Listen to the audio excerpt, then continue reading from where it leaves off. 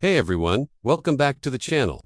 Have you ever noticed that friend who's always present at parties, always in the group chat, but their social media profile is a ghost town? No new photos since 2018, no stories, no random thoughts shared with the world. It makes you wonder, right? In a world where it feels like everyone is broadcasting their life, what's going on with the people who choose not to?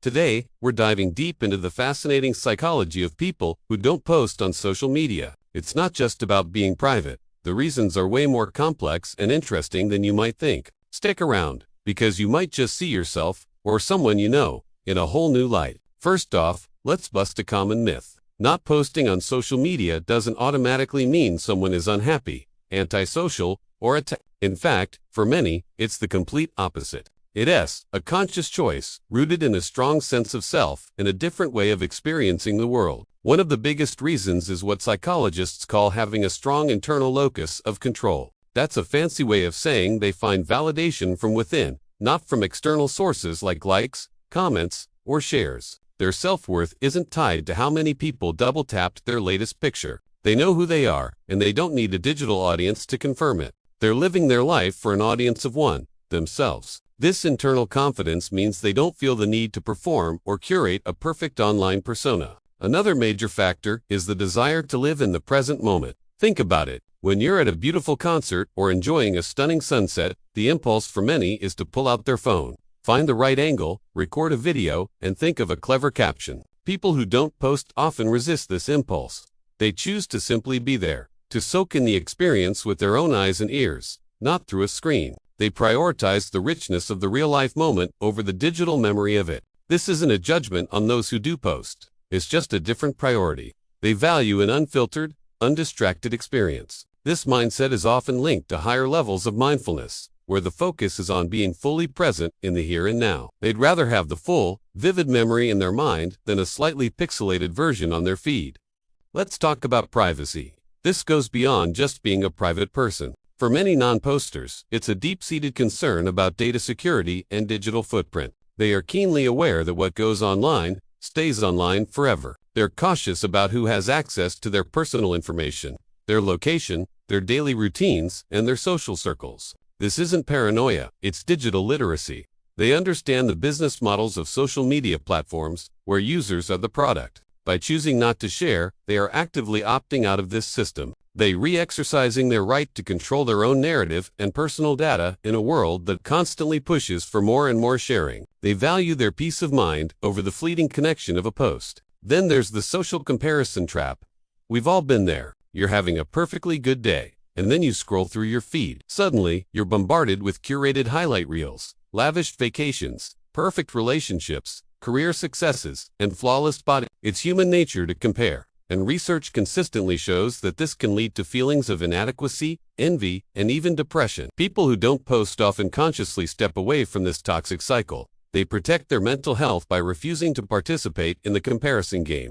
They understand that social media is not real life. It's a performance. By not posting, they also remove the pressure to contribute to that performance. They prefer authentic, real-world connections where flaws are accepted and life isn't a competition for the most picturesque moment. Another interesting angle is that many non-posters are actually highly social people. This might sound counterintuitive, but think about it. They invest their social energy in direct, meaningful interactions. They prefer a deep one-on-one conversation over coffee to collecting hundreds of superficial online friends. They'll call you on your birthday instead of writing on your wall. They show up when you need them instead of just sending a supportive emoji. Their social life is rich and fulfilling, but it happens offline. They don't feel the need to publicize their relationships or activities because the connections themselves are the reward. The validation comes from the quality of their friendships, not the quantity of their followers. For them, social media can feel like a shallow substitute for the real thing. We also have to consider personality traits. Introverts, for example, might find the constant social performance of online platforms draining. They conserve their social energy for interactions that matter most to them, which are often not public.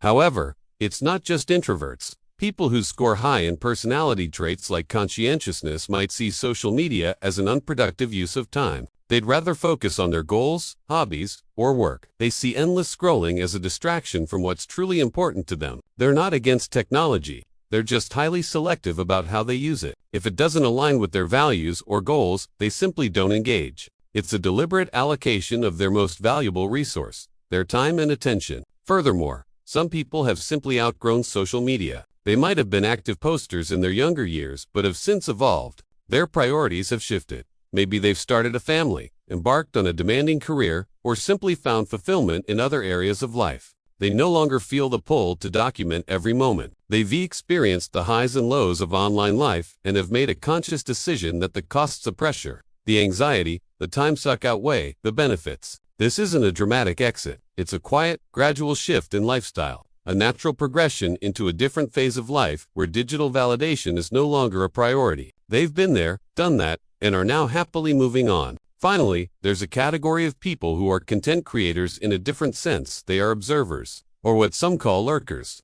They use social media to stay informed, to keep up with friends and family, and to consume content they find interesting or entertaining. They just don't feel the need to contribute. They are the silent audience. They read the articles, watch the videos, and see the photos, but they don't feel the compulsion to add their own voice to the noise. For them, social media is a tool for information and connection, not a platform for They are comfortable being consumers rather than producers of content, and there's absolutely nothing wrong with that. They're the quiet backbone of the social media ecosystem. So, the next time you come across someone with a dormant social media profile, don't jump to conclusions. They might not be sad or isolated. They might actually be incredibly confident, present, and content. They might be busy living a rich, authentic life, protecting their peace, and investing in deep, meaningful connections, all away from the public eye. Their silence isn't empty. It's full of intention. They are a powerful reminder that there's more than one way to live a happy and connected life in the digital age. In a world that shouts, they've found power in their quiet. What are your thoughts on this? Do you post a lot, or are you more of an observer? Let me know in the comments below. I'd love to hear your perspective. Thanks so much for watching today. If you found this interesting, give this video a thumbs up and don't forget to subscribe for more deep dives into human psychology. See you in the next one.